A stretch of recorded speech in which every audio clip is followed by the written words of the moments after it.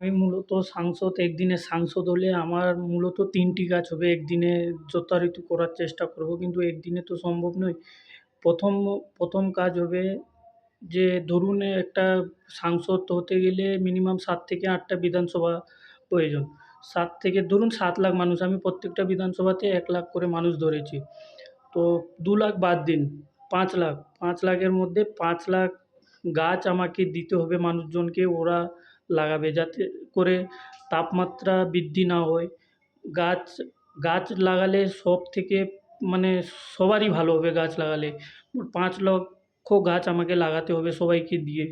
আর ২ নম্বর কথা হচ্ছে দুটো করে বিধানসভা অঞ্চলে ২টো করে বিধানসভাতে ১ টি করে কলেজ তৈরি হবে। যাতে ছেলেমেয়েরা সবসময় ভালো উজ্জ্বল মুখ করুক। তৃতীয়ত কাজ হবে যটা বিধানসভা আছে আমার সাংসদ এলাকার প্রত্যেকটি অঞ্চলে একটা করে লাইব্রেরি।